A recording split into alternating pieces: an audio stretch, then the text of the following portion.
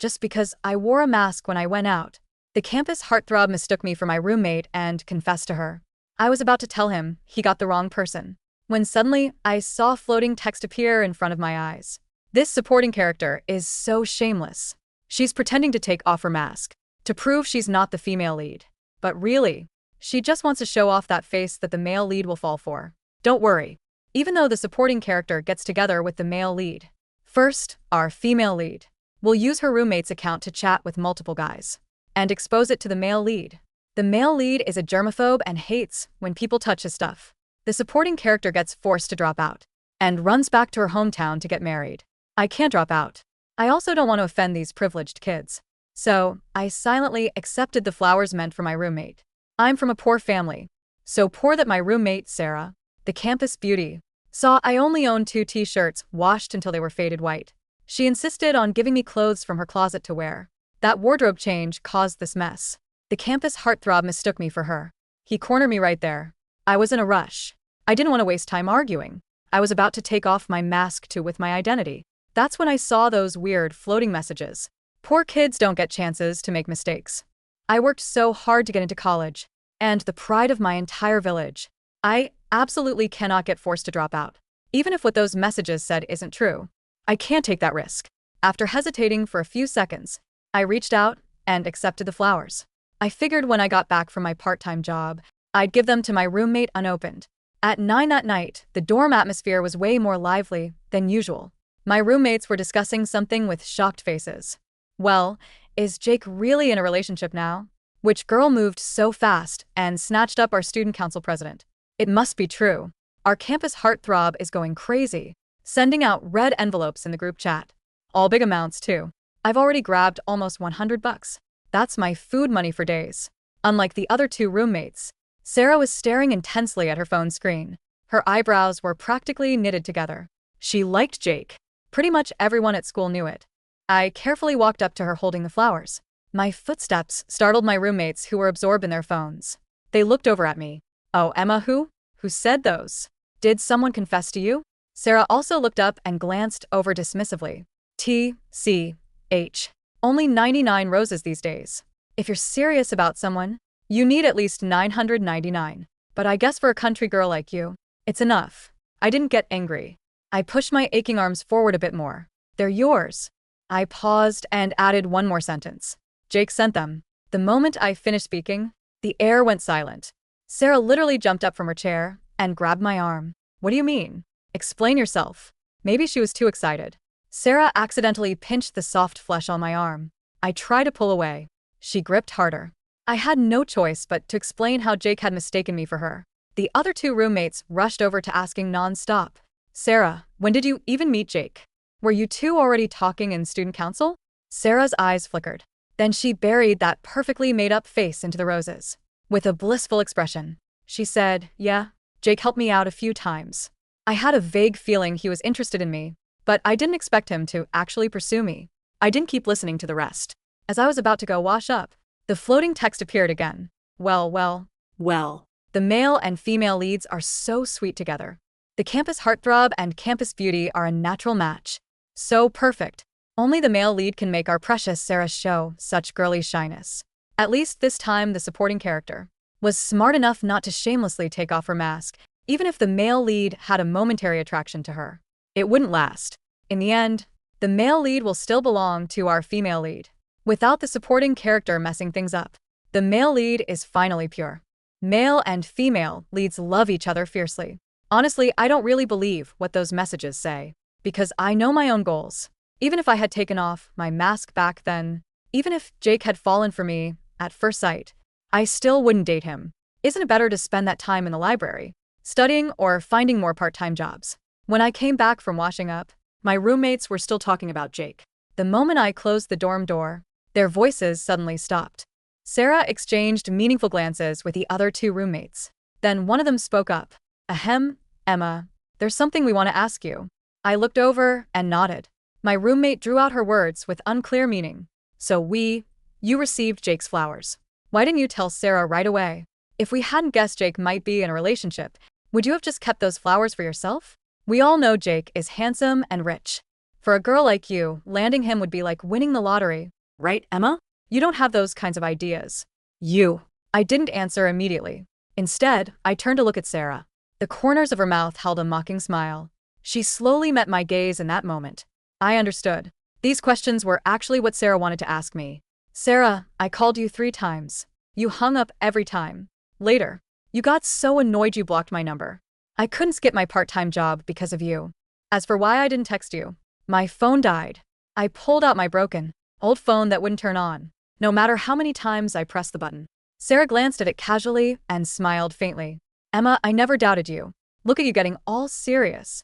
Then she turned to the other 2 roommates. I know you 2 are worried about me, but Jake is way too good for Emma. She's so plain. That's totally not his type. My roommates burst out laughing and quickly agreed. Yes, yes, yes. Our campus heartthrob Jake only has eyes for our Sarah.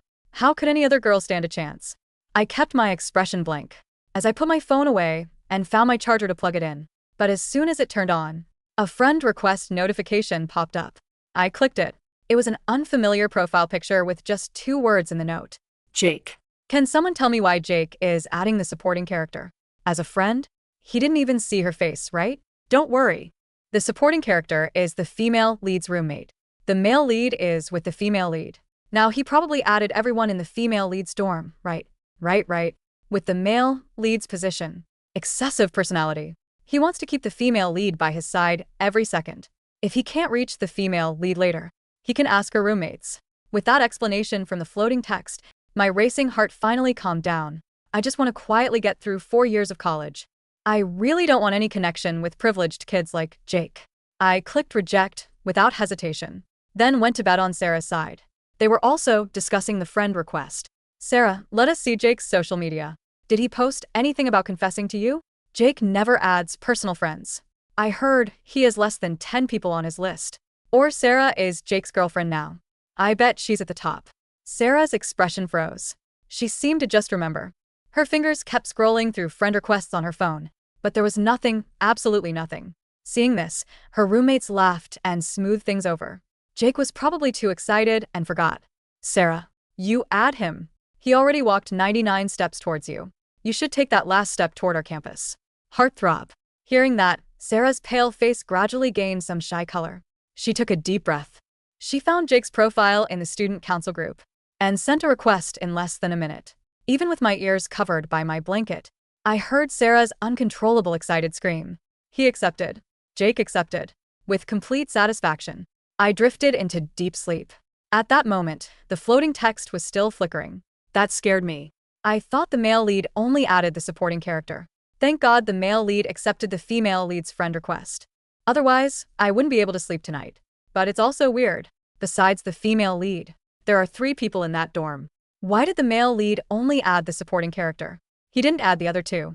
Maybe because the supporting character wore the female lead's clothes. The male lead thought she was closest to the female lead. The male lead is cold by nature. Adding one irrelevant person is already his limit. Too bad the supporting character didn't appreciate it and rejected our male lead. It's better she rejected him. What if the supporting character secretly tried to tempt the male lead? With that face, the male lead will fall for. I'm worried about our female lead getting her man stolen. The next morning, the autumn sun filtered through the dust motes in the university library, casting long, golden rectangles across the polished wooden tables. I sat in my usual corner, a stack of advanced microeconomics textbooks piled high beside me. My faded gray hoodie was pulled up, and my face was securely hidden behind a fresh medical mask. To my left, my cheap phone, which I had successfully revived with the borrowed charger the night before, vibrated silently. It was a notification from the university's student forum. The top post, pinned in bold red letters, already had thousands of views. Spotted. Student Council. President Jake and Campus Beauty Sarah. A match made in heaven? 99 roses. Confession confirmed. Underneath the post, students were swooning. Some had uploaded grainy photos of Sarah holding the massive bouquet of 99 roses in the dormitory lobby, her face flushed with a delicate, triumphant pink. I glanced at the screen, my expression blank, before turning the page of my textbook. It had nothing to do with me. As long as I could maintain my top GPA, secure my national scholarship, and keep my 3 part-time jobs, my future was safe. Suddenly, a familiar flicker of pale blue light appeared right above my open notebook. Look at our precious Sarah. She looks so beautiful holding those flowers. They really are the perfect couple. Wait, look at the supporting character in the corner of the forum photos. Is that Emma? Why is she wearing those faded clothes? She looks like a beggar next to Sarah. Exactly. She probably wanted to steal Jake's attention by pretending to be poor and diligent. Thank goodness. Jake didn't even spare her a glance. Wait, didn't someone say Jake tried to add Emma yesterday? Oh, please. That was obviously a mistake. Didn't you see? Jake accepted Sarah's request immediately. He probably only sent a request to Emma because he wanted to ask her to help deliver things to Sarah. Emma is just a tool. I stared at the floating text, a faint, ironical smile touching my lips under my mask. A tool? Perfect. If they thought of me as a tool, they would leave me alone. But my peace didn't last long. The heavy glass doors of the library pushed open, and a sudden hush fell over the study hall. Even without looking up, I could feel the shift in the atmosphere. A tall figure walked in. Jake. He wore a crisp black trench coat over a white shirt, looking every bit the privileged, untouchable air he was. His expression was cold, his handsome features sharp and distant. As the student council president and the heir to the prestigious Joyo group, he walked with an innate authority that made people naturally shrink back.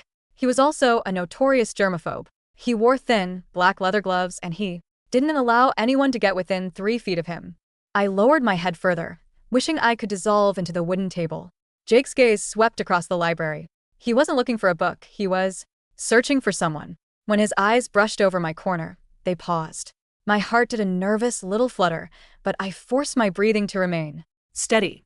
I kept my eyes glued to the supply and demand curves in my textbook. Beside my eyes, the floating text began to scroll rapidly, like a screen on fire. Oh no! Why is the male lead looking in her direction? Don't tell me he recognizes her? She's wearing the mask. No, he's probably looking at the window behind her.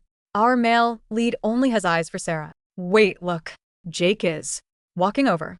The sound of steady, deliberate footsteps drew closer. They stopped right in front of my desk. A shadow fell over my textbook. I kept my head down, pretending to be entirely absorbed in my notes. Is this seat taken? A deep, cool voice sounded above me. It was like ice cracking over a winter lake. Before I could answer, a hand clad in a black leather glove pulled out the chair.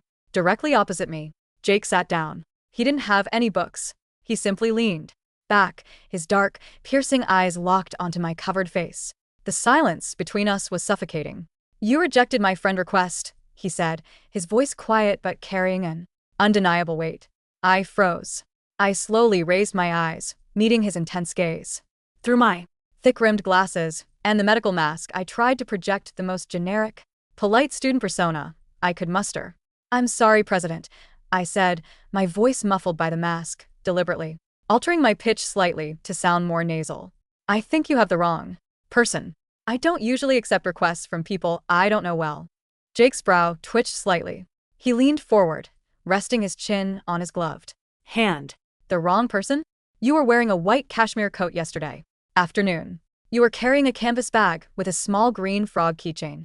My stomach sank. He remembered. The cashmere coat belonged to Sarah. She had practically forced me to wear it because she claimed she was tired of looking at my depressing gray wardrobe. The canvas bag, however, was mine.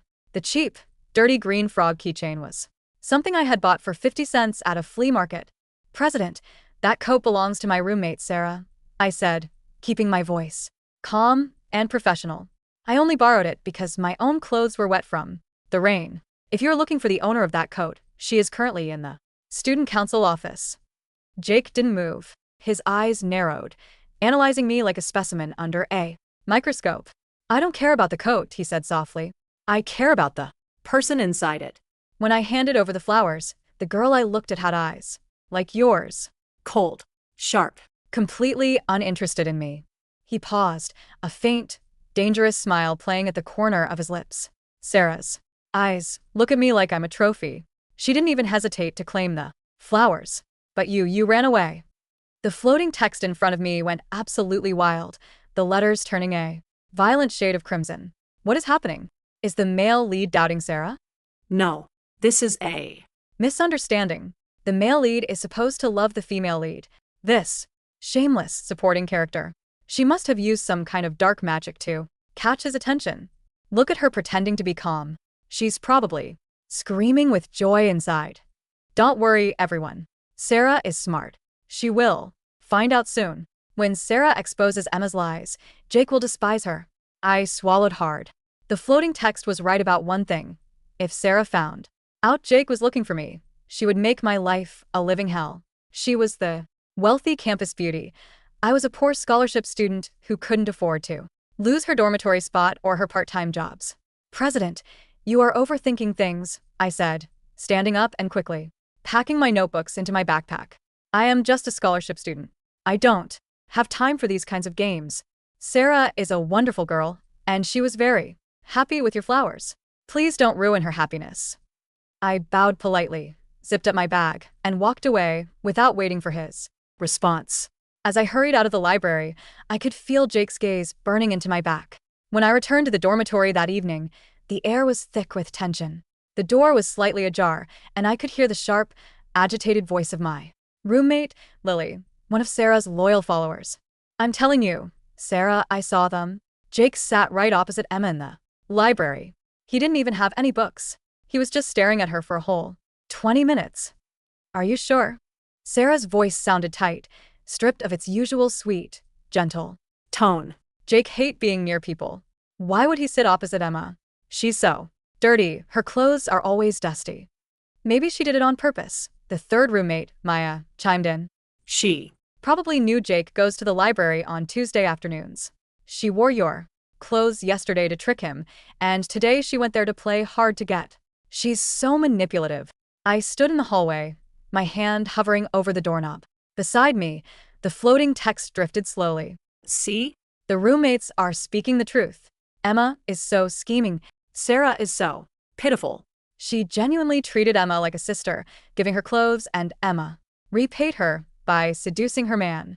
I hope Sarah teaches her a lesson. Let her know the difference between the upper class and a country bumpkin. I closed my eyes for a second, letting out a quiet sigh. Treated me like a sister? Sarah only gave me her old clothes because she wanted to feel charitable in front of the student council advisors, and because having a poor, ugly roommate made her own beauty shine even brighter. Every time she gifted me something, she made sure to take a photo and post it on her social media with captions like, "Helping my dear roommate. Everyone deserves to feel pretty." I pushed the door open. The voices inside stopped instantly. Sarah was sitting at her vanity, holding an expensive lipstick. She looked at me through the mirror, her eyes cold and calculating. But in a split second, her expression melted into a warm, sisterly smile. "Emma, you're back," she said, rising from her chair and walking over to me. "We were just talking about you. Lily said she saw you talking to Jake in the library." I walked to my desk, placing my heavy backpack down. He sat at my table. He was asking about the owner of the white coat. Sarah's eyes flickered. "The white coat? What did you tell him?" "I told him the truth," I said, looking her straight in the eye. "I told him the coat belongs to you, and that you are the one he was looking for." Sarah's tense shoulders visibly relaxed. The suspicion in her eyes faded, replaced by a smug, condescending satisfaction. "I knew it," Lily whispered loudly to Maya. "Jake only wanted to ask about Sarah. Emma is just a messenger." Sarah patted my arm lightly, though her fingers barely touched my faded sleeve, as if she were afraid of catching some disease. "Thank you, Emma. I knew I could trust you. You know, Jake is very private. He doesn't like people gossiping about him. It's best if we don't mention this to anyone else." "Of course," I said. "I have no interest in other people's business." But as I turned to fetch my basin to wash up, I noticed Sarah's phone lying face up on her desk. A WeChat notification flashed on the screen. It was a message from an account with a minimalist black profile picture, the same one that had tried to add me yesterday. "Jake. Share contact. Emma, Jake. Why did she reject my request?" My breath hitched. Sarah hadn't seen the message yet because she was busy talking to Lily. But I had. Jake had sent my contact card to Sarah, asking her why I rejected him. My hands began to tremble slightly. If Sarah saw that message, she would realize that Jake wasn't looking for her, he was looking for me. And she would realize that I had lied to her. Above my head, The floating text began to scroll frantically. Oh my god. The plot is moving. In the original novel, this is where the female lead finds out the supporting character is trying to steal her boyfriend. Yes. Sarah will use Emma's account to chat with multiple trashy guys from the engineering department, making Emma look like a loose, greedy girl. Then she will accidentally show the chat logs to Jake. Jake hates dirty things the most. Once he sees those chats, he will completely disgust Emma. He will use his family's power to cancel her scholarship and force her to drop out. My blood ran cold. The floating text had laid out the trap. If I didn't act now, Sarah would steal my phone or find a way to access my account and orchestrate my ruin. To a girl like Sarah, a scholarship was just a trinket, a minor accomplishment to show off. But to me, it was my entire life. It was my ticket out of the muddy, impoverished village where my parents worked 16 hours a day in the fields. I could not let her destroy it. I looked at Sarah, who was currently laughing at something Lily said. I'm going to take a shower, I said quietly, grabbing my toiletries. As I walked out of the room, I made sure my phone was safely zipped inside my inner pocket. But my mind was spinning. How do I stop her from framing me? If she wanted to use my account, she needed my phone. But my phone was always with me, and it had a complex password. Wait. If she couldn't get my actual phone, she would try to use my old, broken phone that I had left on my desk, or she would create a fake account with my name and profile picture. I had to be one step ahead. The next day, the campus was buzzing with news of the upcoming student council Gala. It was an annual high society event where the wealthy students dressed in designer gowns and suits, while students like me worked as servers and cleaners to earn a bit of extra cash. I had signed up for a serving shift. The pay was double the usual rate, $50 for 4 hours of work. During the afternoon break, I sat in the university computer lab. I had a specific task to do. Using my knowledge of basic network security, I checked my WeChat login history. Sure enough, there had been an attempt to log into my account from an unrecognized IP address last night, specifically from a device located within our dormitory building. Sarah had tried to hack my account. She must have tried to guess my password, using my birthday or student ID, both of which were easy to find. Fortunately, I had set up two-factor authentication. The attempt had failed, but I knew she wouldn't stop there. The floating text appeared in the upper corner of my computer screen. Sarah is so clever. Since she couldn't log into Emma's account, she bought a new SIM card under Emma's name using her student ID file, which she copied from the student council office. She set up a fake WeChat account with Emma's photo and started chatting with those gross guys from the local vocational school. She even took screenshots of Emma asking those guys for money in exchange for dirty photos. Haha, Emma is finished. Tonight at the gala, Sarah is going to accidentally project those screenshots onto the main screen. The male lead will be there. He will see how disgusting Emma really is. I stared at the floating text, my heart pounding, but my mind remained ice cold. A fake SIM card registered under my name using a stolen student ID file. This was identity theft and fraud. Sarah had crossed a line. She wasn't just trying to win a boy, she was trying to legally and socially destroy me. I took a deep breath, my fingers flying across the keyboard. If she wanted to project those screenshots tonight, she would have to upload them to the student council's presentation laptop, which was connected to the main projector in the gala hall. As an assistant in the computer science department, I had access to the university's network logs and the student council's shared drive. I quietly navigated to the presentation folder for tonight's gala. Sure enough, there was a hidden file labeled tribute_to_roommate, MP4 uploaded by Sarah's account. On the surface, it looked like a sweet slideshow, celebrating her friendship with her roommates. But buried inside the file's metadata, there was a hidden script designed to open a folder containing the forged screenshots halfway through the video. She wanted to make it look like a system glitch that accidentally revealed my private photos and chats. I leaned back in my chair, my eyes narrowing. If you want to play dirty, Sarah, don't blame me for playing along. I didn't delete the file. Instead, I made a few modifications. I traced the IP address of the device that had created the fake WeChat account. It matched Sarah's secondary phone, an old iPhone she used for backup. I also retrieved the security camera footage from the student council office from 2 days ago. The footage clearly showed Sarah entering the office after hours, opening the filing cabinet containing my personal scholarship files, and taking photos of my ID card with her phone. I compiled all of this data, the network logs, the security footage, the metadata. linking the fake account to her backup phone into a single, encrypted file. I renamed the file and uploaded it directly into the student council's main presentation folder, replacing her hidden script. When she activated her accident tonight, it wouldn't be my fake chats that appeared on the screen. It would be the undeniable proof of her fraud, identity theft, and malicious framing. The floating text beside me began to flicker nervously. Wait, what is the supporting character doing? Why is she coding? Is she trying to hack the system? No, she's just a poor girl. How could she have these skills? She must be trying to delete the files. Don't worry, Sarah has a backup on her USB drive. Emma can't stop her. I smiled under my mask. Let them believe that.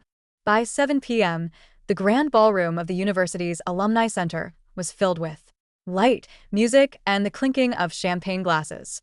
I wore the standard server's uniform, a plain black vest, a white collared shirt, and black trousers.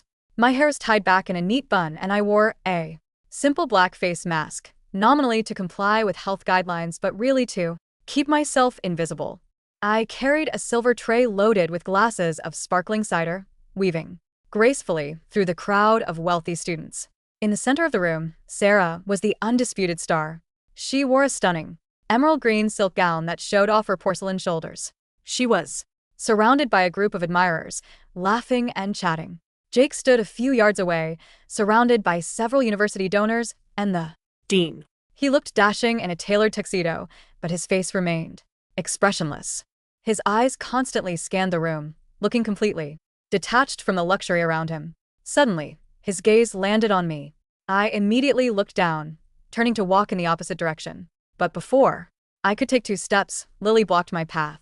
"Hey, server, bring some drinks over here," she said loudly, her voice dripping with condescension. Sarah and her group turned to look. When Sarah recognized me, a strange, triumphant gleam flashed in her eyes. "Oh, Emma," Sarah said, her voice dripping with sweet pity. "I didn't know you were working tonight. You must be so tired. Why didn't you tell me? I could have lent you some money so you wouldn't have to do such menial work." The surrounding students chuckled softly. "It's fine, Sarah," I said, keeping my voice low and respectful. "I like earning my own money. Please enjoy the drinks."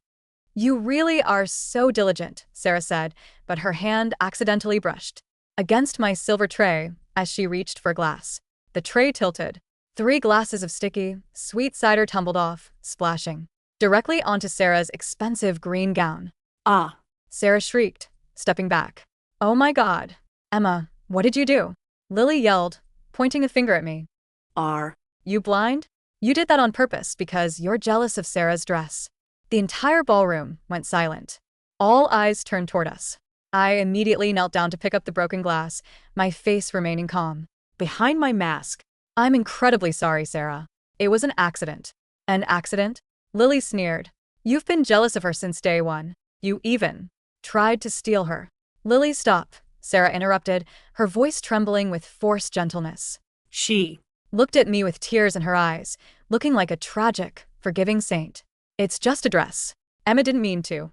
I know she has a lot of pressure with her family's financial situation and other things." She looked up at the stage, where the student council members were setting up the presentation. "Actually, since everyone is here," Sarah said, wiping her eyes, "I wanted to share a surprise. I prepared a tribute video for my roommates to thank them for their support, especially Emma." She gestured to the student on stage. "Please play the video." My heart rate didn't even pick up. I stood up, holding the tray of broken glass, and watched the giant projector screen descend from the ceiling. Beside me, the floating text was screaming with excitement. "It's starting! It's starting!" The face slapping of the supporting character is finally here. "Goodbye, Emma. Enjoy being expelled and going back to your village to marry a middle-aged villager." Look at Jake's face. He looks so disgusted already. He hates drama. The lights in the ballroom dimmed. The video began to play. It started with beautiful photos of Sarah, Lily, and Maya, accompanied by soft, emotional music. Then a photo of me, taken without my permission while I was sleeping at my desk, appeared on the screen. Suddenly, the screen flickered. The music glitched, replaced by a harsh, static noise. "Oh, what's happening?" Sarah said, pretending to be surprised. "Is there a virus?" The screen went black for a second, and then a series of documents appeared. But They weren't the fake chat logs Sarah had prepared. Instead, a giant, high-definition video began to play. It was the security footage from the student council office. The date and time, stamped in the corner, were clear. In the video, Sarah, wearing a casual hoodie, could be seen sneaking into the office, using a master key she had stolen from the president's desk and opening the filing cabinet. She pulled out a folder labeled Emma Scholarship, Application and Financial Aid and took clear, close-up photos of my ID card and my parents' tax returns. The ballroom gasped. What is this? Sarah's face went instantly pale. She turned to the stage, her voice cracking. Turn it off. That's not my video. Turn it off. But the presentation laptop was completely locked. The script I had written was running on a secure loop. Next, the screen showed a series of official documents from the telecommunications company. It showed a SIM card registration form. The applicant's name was Emma, but the credit card used to pay for the activation fee belonged to Sarah's father. Below that, a side-by-side comparison of the IP addresses was displayed. The fake WeChat account that had been chatting with various men, asking for money, had been logged in exclusively from an iPhone with the device ID matching Sarah's backup phone. The GPS logs showed the phone was located inside Sarah's bedroom at her family's luxury villa during the weekend. The evidence was absolute, structured like a professional legal brief. The whisperings in the ballroom erupted like a sudden storm. Oh my God. Sarah stole her roommate's identity. She forged her ID to buy a SIM card and frame her for, what is that? Prostitution. That's a felony. She literally tried to ruin that poor girl's life. And she did it using student council files? That's academic misconduct and abuse of power. no. This is a lie. It's a deep fake. Sarah screamed, her elegant facade completely shattering. She grabbed Lily's arm, her fingers digging in so hard that Lily winced. Lily, tell them. It's not me. Emma hacked my phone. She's a Computer science student. She set me up. But Lily stepped back, her face filled with horror. She slowly detached Sarah's hand from her arm. Sarah, you actually did this? I thought you were just joking when you said you wanted to teach her a lesson. I stood quietly in the center of the room, looking at the screen, and then at Sarah. behind me. The floating text was in complete chaos. The letters were spinning, turning a chaotic, blinding white. What? This isn't how the novel goes. Why is Sarah the one who framed Emma? Is Sarah actually the villain? Oh my God, look at the evidence. It's so detailed. Sarah actually stole Emma's ID. My face hurts. We were Wrong. Emma didn't do anything. She was just trying to study. Sarah is so Disgusting. She's a criminal. Wait, if Sarah is the villain, then who is the female lead? Before Sarah could scream any further, a cold, authoritative voice cut through the noise. Silence. Jake walked out from the crowd. His expression was colder than the Arctic winter. He didn't look at Sarah. His eyes were fixed entirely on me, filled with a strange, deep respect, and something else I couldn't quite decipher. He walked up to the stage, took the microphone from the podium, and looked down at the crowd. As the student council president, I take full responsibility for the security breach in our office, Jake said, his voice echoing clearly through the ballroom. The footage shown on the screen is genuine. The student council server logs confirm that Sarah accessed private student files without authorization. Jake. Sarah sobbed, taking a step toward him. Please listen to me. I did it because I loved you. Emma was trying to get close to you. She wore my clothes. Your clothes? Jake's gaze finally landed on her, filled with absolute disgust. I am a germaphobe, Sarah. I cannot stand the touch of anyone. But yesterday afternoon, when I handed the flowers to the girl in the mask, I didn't feel my usual disgust. I felt peace. He turned his head slowly to look at me. I didn't care about the clothes. I Knew the moment I saw her eyes that she wasn't you. You are loud, vain, and desperate. she is quiet, brilliant, and completely self-sufficient. He looked back at the dean, who was standing in the corner with a grim expression. Dean, this is a matter of severe academic misconduct, identity theft, and defamation. I propose that Sarah be suspended immediately, pending a full legal investigation by the university's legal counsel. The dean nodded slowly. Agreed. Security, please escort Miss Sarah out of the hall.